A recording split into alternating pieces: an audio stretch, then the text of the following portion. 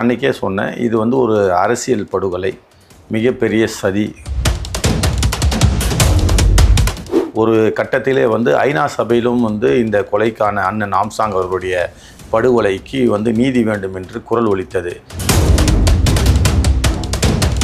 அஜித்குமார் வழக்கில் மாட்டிக்கொண்டால் போலீஸ் அதிகாரியோடு நின்றுவிடும். ஆனால் அண்ணன் ஆம்சாங் வழக்கை விசாரிக்கும் போது சிபிஐ விசாரித்தால் அனைத்து குற்றவாளிகளும் அரசியல் சம்பந்தப்பட்டவர்கள், அரசாங்கத்தில் சம்பந்தப்பட்டவர்கள். பர்சனல்னு சொல்லிட்டு வந்து அண்ணன்கிட்ட வந்து யாருமே எந்த பர்சனலோ எந்த விதமான தனிப்பட்ட விரோதமும் வைக்க முடியாது. ஏன்னா அவர் எல்லாரையுமே வந்து ஒரு அன்பாக நடத்துவார். பட்டியலின மக்களுக்கு எதிராக இந்த திமுக அரசு இருந்தது என்பதற்கு தான் இப்படி வந்து படுதோல்வி அடைந்து வீழ்ந்தது. சிலர் வந்து நானும் ரவுடி தான் சொல்லிட்டு இந்த வண்டியில் ஏறின வடிவேல் ஸ்டோரி மாதிரி ஏறி இருக்கிறாங்க. இதில் வந்து சிபிஐக்கு இந்த விசாரணை போகும்போது அதனுடைய நிஜ முகம், யாரெல்லாம் வந்து முக்கிய அரசியல் புள்ளிகள், யாரெல்லாம் இதில் சம்மந்தப்பட்டிருக்கின்றார்கள். அங்கெல்லாம் சேகர்பாபு வந்து திருப்பி வந்து அவங்க அடித்து அந்த கட்சிக்காரங்களே ஓட விடாது தான் மிச்சம். எளிய சைடு ஆர்டிஸ்ட் எல்லாம் கூட்டின்னு போய் நிற்க வச்சு அழ வச்சு இவரும் வந்து அழுது நாடகம் ஆடி.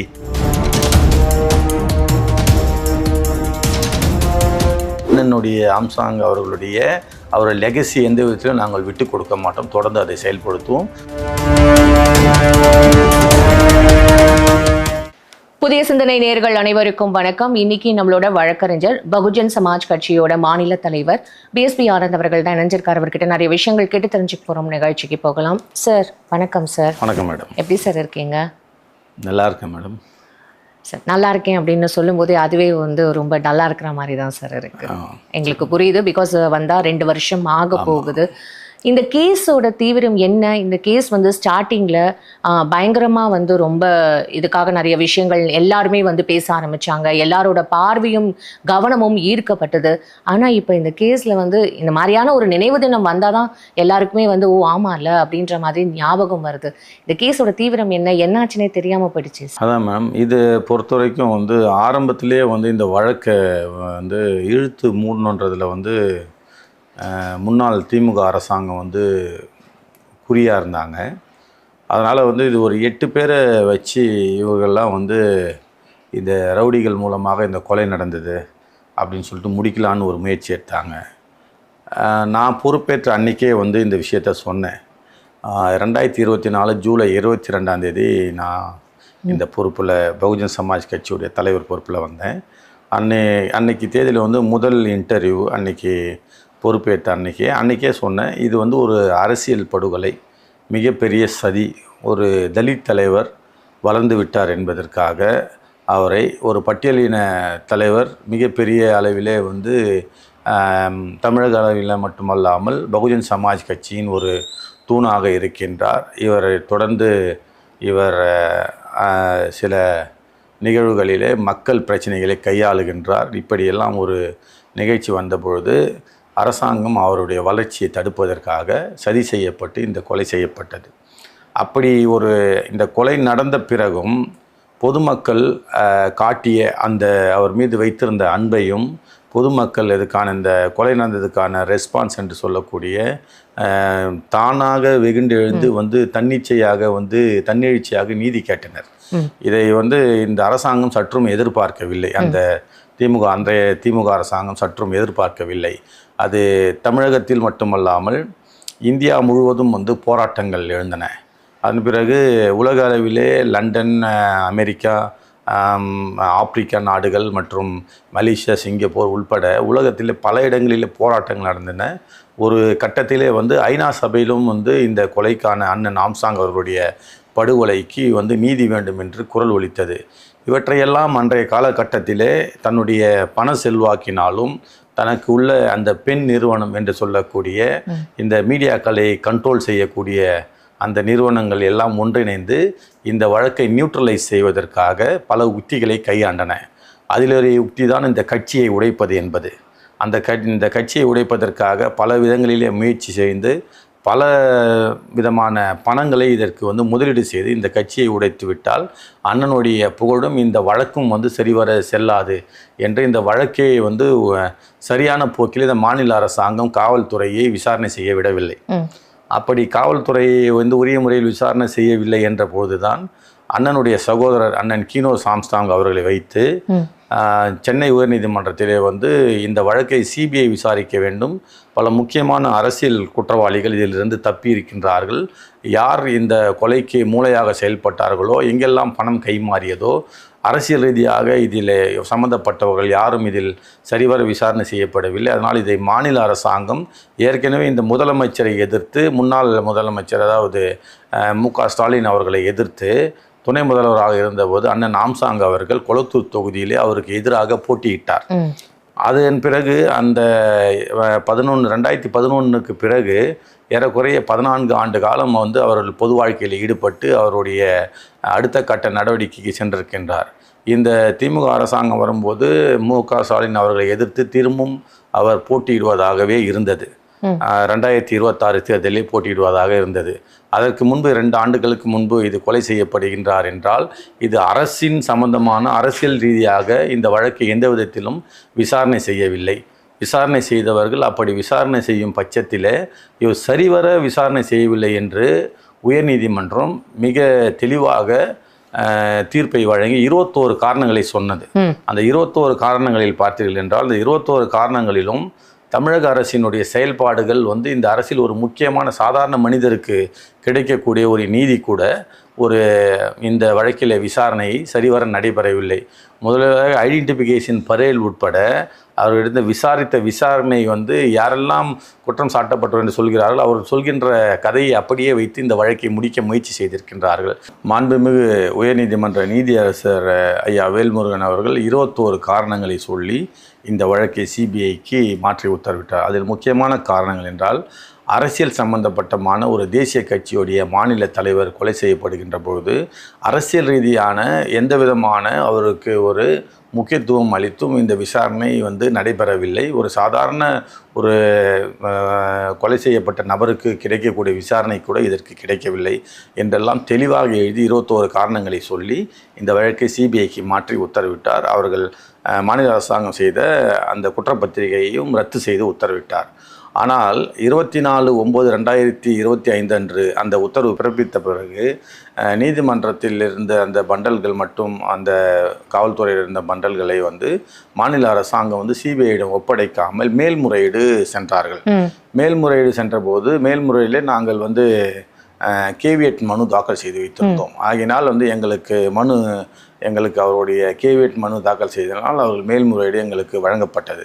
அதன் அடிப்படையில் நாங்கள் எதிர்ப்பு தெரிவித்தோம். மீண்டும் சிபிஐ தான் விசாரிக்க வேண்டும் என்று உச்சநீதிமன்றம் 8/10 அன்று வந்து உத்தரவு பிறப்பித்தது.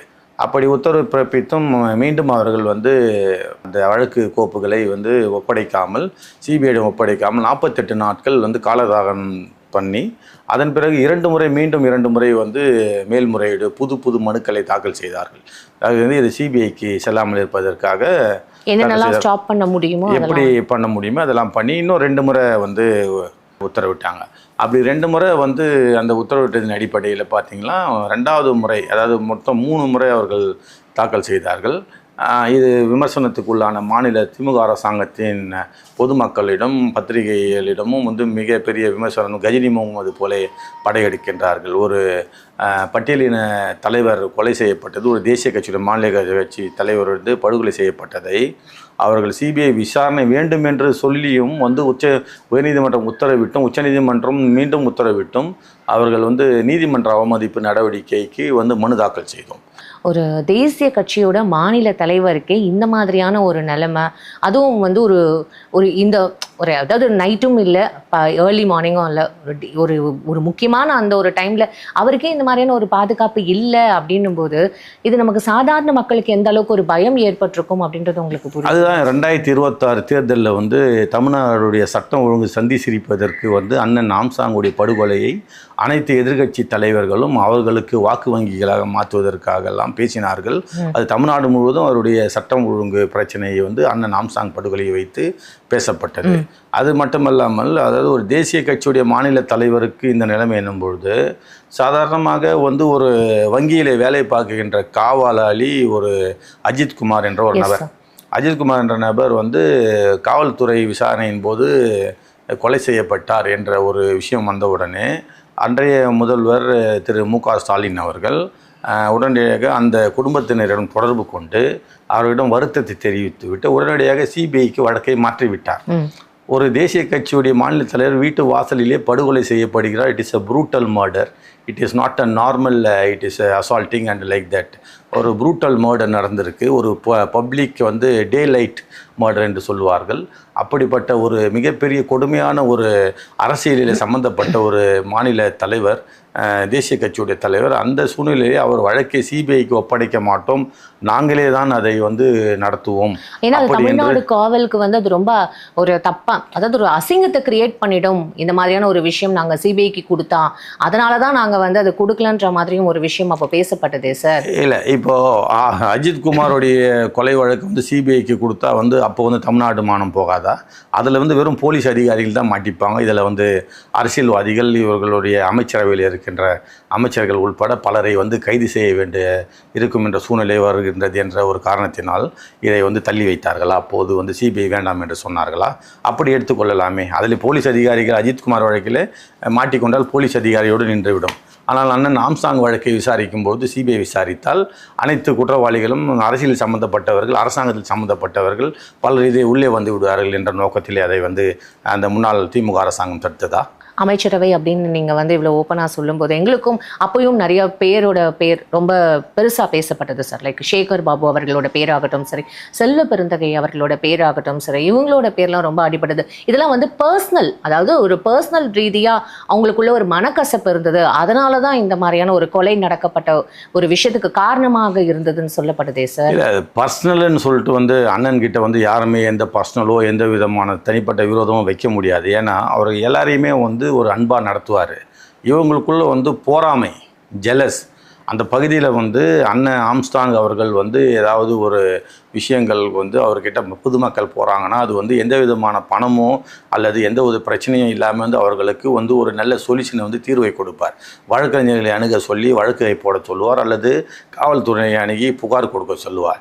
இதையெல்லாம் கட்டை பஞ்சாயத்து செய்து கொண்டு அந்த இடத்திலே வந்து மாமூல் வசூலித்து கொண்டு ரெகுலராக வந்து அந்த இடத்திலே வந்து தான் ஒரு பெரிய ஆள் என்று சொல்லிக்கொள்பவர்களுக்கெல்லாம் இது வேதனையாக இருந்தது. அந்த போராமையின் உச்சக்கட்டத்தின் அடிப்படையில் அரசியல் ரீதியாக வளர்ந்த அண்ணன் ஆம்ஸ்ட்ராங் அவர்களை ரவுடி பின்புலத்தில் இருந்த பலர் அவர்களெல்லாம் அமைச்சராகி வட சென்னையின் தாதா என்று அவர்களே வந்து தங்களை பிரகடனப்படுத்தி கொண்டு பொதுமக்களின் வரி பணத்தை கொள்ளையடித்து பல பணங்களை கோடிக்கணக்கிலே சூட்டி வைத்தவர்கள் எல்லாம் அண்ணன் மீது, ஆம்ஸ்ட்ராங் அவர்கள் மீது போராமை கொண்டவர்கள் இந்த கொலையில் பின்புலமாக இருந்திருக்கிறார்கள் என்றது உலகமே பேசுகின்றது. ஆனால் அவர்கள் அரசாங்கத்தில் இருந்ததினால் எந்தவித நடவடிக்கையும் எடுக்காமல் மாநில அரசாங்கமே விசாரித்துக் கொள்வேன் என்று அதற்கு பல கூட்டணிகளாக இருந்த கட்சிகளும் அந்த நேரத்திலே முயற்சி செய்து இந்த வழக்கை தடுத்து நிறுத்தின.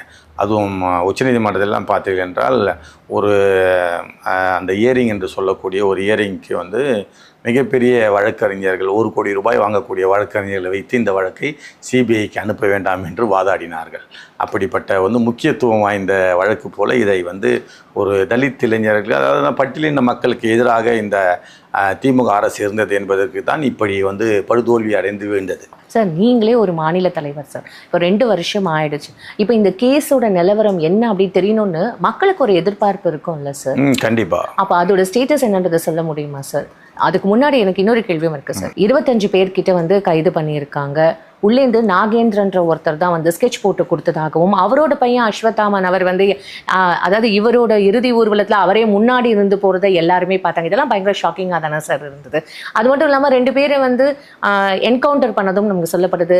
அதுக்கப்புறம் என்னாச்சு ஏதாச்சுன்னே தெரியாமல் தானே சார் இருந்தது? இல்லை, ஆக்சுவலாக இப்போது இருக்கிற வந்து அந்த கேஸ் சம்மந்தமாக எழுதியிருக்கிற அந்த நிகழ்வுகளில் வந்து உண்மையான நிகழ்வுகளுக்கும் அதுக்கும் வந்து மிக வேறுபாடுகள் இருக்கின்றது. அந்த உண்மையான நிகழ்வுகள் வந்து யாரெல்லாம் ரவுடி அப்படின்னு சொல்கிறாங்களோ அவங்கெல்லாம் வந்து இவங்களெல்லாம் சொன்னாக்கா இந்த மக்கள் நம்புவாங்க, இந்த உலகம் நம்பும் அப்படின்றதுக்காக வந்து சிலர் வந்து நானும் ரவுடி தான் சொல்லிட்டு இந்த வண்டியில் ஏறின வடிவேல் ஸ்டோரி மாதிரி ஏறி இருக்கிறாங்க. இதில் வந்து சிபிஐக்கு இந்த விசாரணை போகும்போது அதனுடைய நிஜ முகம், யாரெல்லாம் வந்து முக்கிய அரசியல் புள்ளிகள், யாரெல்லாம் இதில் சம்மந்தப்பட்டிருக்கின்றார்கள், இந்த விசாரணையின் பொழுது பார்த்திருக்கின்றால் நெல்சனுடைய மனைவி, டைரக்டர் நெல்சனுடைய மனைவி வந்து ஒரு படம் எடுக்கிறாங்க. அவங்களுடைய மனைவி வந்து அந்த குற்றவாளிகளுக்கு வந்து பணம் அனுப்புனதா வந்து விசாரணையெல்லாம் வந்து விசாரிச்சிருக்காங்க. இப்போது இந்த விசாரணையுடைய கோணத்தை வந்து பல திசைகளில் வந்து திருப்ப பார்த்து மக்களை வந்து அட்டென்ஷன் டைவர்ஷன் சொல்லுவாங்க. இப்போது நீங்கள் ஒரு வங்கியில் வந்து ஒரு பணம் எடுத்துகிட்டு வராருன்னா அவர் பக்கத்தில் வந்து ஒரு 100 ரூபா நோட்டை பக்கத்தில் எங்கேயாவது போட்டுட்டு அந்த 100 ரூபாவை எடுக்க வர நேரத்தில் இந்த வந்து லட்சக்கணக்காக இருக்கிற பணத்தை அடிச்சுட்டு போயிடுவாங்க. அந்த மாதிரி இந்த போட்ட சில்லறைகள் வந்து சிதற விட்டுருக்காங்களே ஒழிய அந்த முழுமையான பணம் என்று சொல்லக்கூடிய முக்கியமான கருப்பொருளை வந்து இவங்க வந்து அதுக்கான நெருக்கமாக வந்து இன்னும் அணுகலைன்றது தான் நாங்கள் வந்து சிபிஐக்கு விசாரணையை மாற்றணும். அதனால தான் சிபிஐ விசாரணை வேணான்றது திமுக அரசாங்கம் வந்து ரொம்ப உறுதியாக இருந்தாங்க. அதோடைய நிலைப்பாடு வந்து அவங்களுக்கு தெரியும். குளத்தூர்லேயே முதலமைச்சர் வந்து தோக்குறாருனாக்கா 50,000 தலித் வாக்குகள் இருக்குது. 50,000 தலித் வாக்குகள் இருக்கும்போது அப்படி ஒரு தலித் வாக்குகள் எந்த தலித்தும் வந்து முதலமைச்சர் மு.க. ஸ்டாலின் அவர்களுக்கு வாக்களிக்கவில்லை. மற்ற தலித் அவர்கள் கூட்டணி என்று சொல்லக்கூடிய கட்சிகளும் அவர்களுக்கு பயனளிக்கவில்லை. அப்படி ஒரு தலித் வாக்கு சதவீதங்களை திமுக அரசாங்கம் இழந்ததினால்தான் கடந்த முறை ஆட்சிக்கு வந்த பொழுது பட்டியலின சகோதரர்களும் மற்ற சிறுபான்மையின சகோதரர்களுடைய வாக்குகளை வைத்து தான் வந்து பெரும்பான்மையாக அவர்கள் ஆட்சிக்கு வந்தார்கள். பத்திரிகையே கட்டுரை எழுதியிருந்தது. ஆமா சார். ஆனா இப்ப நீங்க இந்த மாதிரி சொல்லிட்டு இருக்கிற இந்த தருணத்துல கொளத்தூர்ல அவர் போய் நன்றி தெரிவிச்சாரு. எனக்கு வாக்கு செலுத்தினவங்களுக்கு நான் போய் நன்றி தெரிவிக்கிறேன்னு சொல்லிட்டு நன்றி தெரிவிக்கும் போது ஒரு மக்கள் எல்லாரும் சேர்ந்து அழுததெல்லாம் கூட பார்த்தோமே சார். சேகர் பாபு எல்லாம் தேம்பி அழுததா எல்லாருமே மக்கள். சேகர் பாபு வந்து இந்த சைடு ஆர்டிஸ்ட்டை நிறைய பேரை கூட்டிட்டு போயிட்டு அன்னைக்கு அந்த பகுதியில் இருக்கிற அந்த கட்சிக்காரங்க, நீங்கள் திமுக கட்சிக்காரங்களை கேட்டிங்கன்னா உங்களுக்கு தெரியும். ஏன்னா பர்சனலாக நிறைய திமுக கட்சிக்காரங்களை எங்களுக்கு தெரியும். அங்கெல்லாம் சேகர்பாபு வந்து திருப்பி வந்து அவங்க அடித்து அந்த கட்சிக்காரங்களே ஓட விடாது தான் மிச்சம். எளிய சைடு ஆர்டிஸ்டெல்லாம் கூட்டின்னு போய் நிற்க வச்சு அழ வச்சு இவரும் வந்து அழுது நாடகம் ஆடி அவங்களோட குடும்பத்தையே ஏமாத்துகிற அளவுக்கு வந்து இந்த இடத்துல ஜெயிச்சிருவாங்க அப்படின்னு சொல்லிட்டு ஏமாத்தினால வீட்டில் போயிட்டு சொம்படி வாங்கிட்டு வந்தாருன்னா கூட பேச்சு இருக்குது. ஆம்ஷா அவர்களோட கொலை வழக்கு எந்த இதில் இப்போ எந்த ஸ்டேட்டஸில் இருக்குது? ஏன்னா இப்போ நீங்கள் 3ஆம் தேதி வந்து ராஜரத்னம் ஸ்டேடியத்தில் கண்டன ஆர்ப்பாட்டம் நடத்த போகிறீங்க அப்படின்றது நாங்கள் கேள்விப்பட்டோம். அந்த ஆர்ப்பாட்டத்தில் கண்டன ஆர்ப்பாட்டம்ன்றதில் வந்து திருத்தம் கவன ஈர்ப்பு ஆர்ப்பாட்டம். கண்டனம் அந்த அரசாங்கத்தை எதிர்த்து பண்ணுறது தான் கண்டன ஆர்ப்பாட்டம். அரசாங்கத்துக்கு வந்து எங்களுடைய தகவலை ஒரு இன்ஃபர்மேட்டிவாக இருக்கிறதுக்காக வந்து இந்த விஷயத்தை பண்ணுறோம் சார். இது நடுவில் வந்து நாகேந்திரன் அவரோட பையன் அஸ்வத்தாமன் அவருக்கு லுக் அவுட் நோட்டீஸ் கொடுத்து தான் அவர் அரெஸ்ட் பண்ணப்பட்டதா நம்ம வந்து அதுவும் கேள்விப்பட்டோம். இப்போ அந்த விஷயங்கள்லாம் என்ன ஆச்சு அப்படின்றத நீங்கள் மக்களுக்கு சொல்ல முடியுமா சார்? இல்லை, அது ஏற்கனவே திமுக அரசாங்கம் எழுதின கதையில் வந்து வர கேரக்டர்ஸு. அதனால் நாங்கள் சிபிஐ விசாரித்து அதுக்கான முழுமையான பதிலை சொல்லுவோம். இப்போ சிபிஐயோடைய விசாரணை தான் பேலன்ஸ் இருக்குது. சிபிஐ விசாரிக்கும் போது அவங்களுடைய யாருக்கு என்னென்ன ரோலுன்றது முழுமையாக தெரிய வரும். பல நேரங்களில் வந்து சிபிஐ வந்து விசாரணைக்கு வர்றதுக்கு முன்னாடி அதுக்கான வந்து லேட் பண்ணி வந்து அந்த விசாரணை ஒப்படைச்சா அதுக்கான ஆவணங்களை கலைக்கலாம் அப்படின்னு சொல்லிட்டு மாநில அரசாங்கங்கள் முயற்சி பண்ணுவாங்க. ஆனால் கான்ஸ்டியூஷன் பெஞ்சில் வந்து ஒரு சிபிஐ வழக்கு ஏற்கனவே வந்து வெஸ்ட் பெங்காலில் இருக்குது. அந்த வழக்கை பொறுத்த வரைக்கும் பார்த்திங்கன்னா ஒரு பொதுநல வழக்கு வந்து ஒரு வாட்டர் போர்டில் வந்து நடக்கிற ஊழல் பற்றி ஒரு பப்ளிக் ஒர்க்கர் ஒருத்தர் வந்து பெட்டிஷன் போடுறாரு. அவரை வந்து பைக்கில் போகும்போது அவரை வந்து சுட்டுடுறாங்க. சுட்டும்போது வந்து பார்த்திங்கன்னா மாநில அரசாங்கம் அந்த வழக்கை எடுத்து நடத்தி அந்த சுட்டவங்களையும் வந்து அந்த மற்றவங்களையெல்லாம் அக்யூட்டிலே பண்ணிடுறாங்க. அப்படி இருந்தும் வந்து சிபிஐ தான் இந்த வழக்கை வந்து விசாரிக்கணும் அப்படின்னு சொல்லிட்டு உயர்நீதிமன்றம் உத்தரவிட்டு அந்த ஜட்ஜ்மெண்ட்டே சாட்டிஸ்ஃபைட் பண்ணிவிட்டு திரும்பி வந்து உயர்நீதிமன்ற உத்தரவின் பேரில் வந்து சிபிஐக்கு விசாரணை வந்து அந்த பேர் உச்சநீதிமன்றமும் அந்த விசாரணையை வந்து கன்ஃபார்ம் பண்ணியிருக்கு. இதுதான் இன்றைக்கி வந்து சுப்ரீம் கோர்ட்டில் இருக்க இந்தியாவில் இருக்கிற வந்து கான்ஸ்டியூஷனல் பெஞ்சு வந்து how to enquire how to investigate what are all the cases to be investigated by the சிபிஐன்றதுக்கான கேஸ் எக்ஸாம்பிள் வந்து அந்த கேஸ் தான். அந்த கேஸுடைய எல்லா வந்து இன்க்ரீடியன்ஸும் வந்து இந்த வழக்கான நாம்சாங் வழக்குக்கும் பொருந்துது. அதனால வந்து சிபிஐ வழக்கு இந்த கண்டிப்பாக வந்து நீதிமன்றம் உச்சநீதிமன்றம் என்றும் விசாரித்தாலும் இந்த வழக்கு சிபிஐக்கு வந்து தான் மாற்றப்படும். மாநில அரசாங்கம் வந்து அதை வாபஸ் பெற்று அப்பீல் அது போன திமுக அரசாங்கம் வந்து அப்பீல் செய்ததை இந்த இருக்கின்ற தாவேக அரசாங்கம் வாபஸ் பெற்றாலும் அது சிபிஐக்கு உயர்நீதிமன்ற உத்தரவுப்படி வந்தாலும் வந்து எல்லா வழக்குடைய தன்மைகளும் அந்த வழக்குக்கும் இந்த வழக்குக்கும் சரியான நிலையிலே தான் இருக்கின்றது. சூப்பர். உண்மையாகவே இது மக்களுக்கு வந்து ஒரு இன்ஃபர்மேஷனாக இருக்கும்னு நான் நினைக்கிறேன் சார். இது மூலமாக நிறைய பேருக்கு தெரிய வரும் என்னாச்சு அந்த கேஸ் அப்படின்னுட்டுன்னு. சார், ஆம்ஸ்ட்ராங் அவர்கள் என்ன மாதிரியான ஒரு ரோல் எடுத்திருந்தாரு, என்ன மாதிரியான ஒரு விஷயம் பண்ணியிருந்தாருன்னு நமக்கு தெரியும். அந்த ரோல் உங்களுக்கு நிறைய இப்போ ரெஸ்பான்சிபிலிட்டிஸ் இருக்கும். ஸோ நீங்கள் எப்படி சார் இதை எடுத்து வழி நடத்திட்டுருக்கீங்க? இப்போது அண்ணனுடைய எந்த இடத்துல வந்து அவர் ஸ்டாப் பண்ணாலும் ஒரு இடத்துல கூட அந்த அவருடைய இழுத்து வந்த அந்த தேரை வந்து நாங்கள் பின்னாடி விடல, அதை முன்னோக்கி தான் இழுத்துட்டு போயிட்டுருக்கோம். எவ்வளோ வந்து திமுக அரசாங்கம் எவ்வளோ முயற்சி பண்ணி அவரை வந்து மாய்த்ததுக்கு பிறகு அந்த ஆட்சியில் மாய்த்ததுக்கு பிறகு அவர் மீது வந்து பொய் வழக்குகள்லாம் வந்து போட்டார்கள். லா காலேஜோடைய வழக்கில் வந்து அவரை இணைத்தார்கள். அதன் பிறகு வந்து அவரை வந்து இந்த கடந்த ஆட்சி அப்போது வந்து கொலையே நடந்து விட்டது. அவ்வளவு இருந்தும் வந்து எங்களுக்கு வந்து அண்ணன் ஆம்சாங் அவர்கள் விட்டு சென்ற அந்த கொள்கை, பகுஜன் சமாஜ் கட்சி, அதாவது இந்தியாவை ஆள்வது நமது எதிர்லட்சியம், தமிழகத்திலே வந்து ஒரு எந்தவித கூட்டணியும் இல்லாமல் தனிப்பட்ட முறையில் 118 தொகுதியிலே நாங்கள் போட்டியிட்டோம். ஒரு கணிசமான வாக்குகளையும் பெற்றோம். அப்படி இருக்கும்பொழுது அண்ணனுடைய ஆம்சாங் அவருடைய லெகசி எந்த விதத்திலும் நாங்கள் விட்டு கொடுக்க மாட்டோம். தொடர்ந்து அதை செயல்படுத்துவோம், அதை எடுத்து செல்வோம். எங்கள் இரும்பு மங்கை பெகஞ்சி மாயாவதி அவர்கள் இங்கு வரும்பொழுது அவருடைய மரணத்திற்கு ஆளுகின்ற திமுக அரசாங்கத்திற்கு இந்த கொலையில் சம்பந்தம் இல்லை என்றால் இதை சிபிஐக்கு ஒப்படைத்து விடுங்கள் என்று சொன்னார். அவர் சொன்னதின் அடிப்படையில் அவருடைய வாக்கை நிறைவேற்றும் வகையில் நாங்கள் உயர்நீதிமன்றத்தில் சிபிஐக்கு மாற்றி உத்தரவு பெற்றோம். உச்சநீதிமன்றத்தில் இந்த திமுக அரசாங்கம் தொடர்ந்து நாங்களே விசாரித்துக் கொள்வோம் என்று அவர்கள் வழக்கை வந்து எந்த விதத்திலும் முன்னெடுக்காமல் தடுத்து நிறுத்தியிருக்கின்றது. அந்த தடுத்து நிறுத்ததற்கு இந்த புதிய அரசாங்கம் விடை கொடுக்கும் என்று நம்புகின்றோம். சார், முன்னாடி இருந்த ஆட்சி தான் எங்களுக்கு எதுவுமே செய்யலை, அவங்க தான் இந்த கேஸை டைவர்ட் பண்ணாங்க அப்படின்னு சொல்லிட்டு உங்களோட ஆதங்கம் எங்களுக்கு புரியுது. But at the same time இப்போது டிவிகேயில் சிஎம் விஜய் அவர்கள்கிட்ட நீங்கள் பர்சனலாக போய் இந்த மனுவை கொடுப்பீங்களா, அவர்கிட்ட வந்து சந்திச்சு இந்த விஷயங்கள் எல்லாமே ஷேர் பண்ணுவீங்களா, என்ன நடந்தது அப்படின்றத அவருக்கு சொல்வீங்களா? இது சம்பந்தமாக எங்களுடைய கட்சிக்காரர்கள் வந்து உரிய கடிதத்தை வந்து சீஃப் செக்ரட்டரியிடமும் வந்து அவருடைய நேர்முக உதவியாளரிடம் அளித்திருக்கின்றார்கள். விரைவில் வந்து அவர்களை வந்து சந்திப்பதற்கு எங்கள் கட்சிக்காரர்கள் சந்தித்து பேசுவார்கள் என்று நம்புகின்றேன். முதல்வரை பொறுத்தவரை அவர் வந்து அவர் சுயமாகவே அவர் ஒரு இன்டெலிஜென்ட், அவர்கிட்ட ஒரு இன்டெலிஜென்ஸ் இருக்கும். ஏன்னா வந்து பார்த்திங்கன்னா நீங்கள் பெருசாக எந்த அளவில் வந்து ஒருத்தர் இன்றைக்கி ஆக்டிவாக எல்லா முதலமைச்சரையும் பார்த்துருப்போம். இது வரைக்கும் ஆக்டிவாக அந்த யங் ஏஜில் வந்து ஃபஸ்ட்டு வந்து ரொம்ப குறைந்த ஏஜில் வந்து முதலமைச்சர் ஆகியிருக்காரு. அப்படி ஆகும்போது அவர் கேட்ட கேள்விக்கு ஸ்பான்டேனியஸாகவும் பதில் சொல்கிறாரு. அதனால் வந்து அவர் தான் பண்ணுறாருன்னு சொல்லிட்டு முதலமைச்சருடைய அந்த திறமையை வந்து குறைச்சி வந்து இந்த கேள்வியே இருக்குதா வந்து நான் அதை எதிர்க்கிறேன். சார், பகுஜன் சமாஜ் கட்சி நாளைக்கு டிவிகேயோட கூட்டணி போகுமா சார்? இல்லை, அரசியலில் எதுவும் நடக்கலாம். எங்களுடைய கட்சியுடைய கொள்கை என்பது தனித்து போட்டியிடுவது தான் எங்களுடைய கட்சியுடைய கொள்கை. அப்படி இருக்கும்போது யாரையும் வந்து பழித்து பேசி அவர்களுடன் வந்து அவருடைய கிரிட்டிசைஸ் பண்ணுற கொள்கை வந்து எங்கள் கட்சிக்கு கிடையாது. அதே நேரத்தில் எங்கள் கொள்கையை நாங்கள் வந்து பலமாக பேசுவோம். இவ்வளோ நேரம் ரொம்ப அழகாக எல்லா விஷயத்துக்கும் பதில் சொன்னீங்க. உங்கள் நேரத்துக்கும் உங்களோட கருத்துக்கும் ரொம்ப நன்றி சார். நன்றி மேடம்.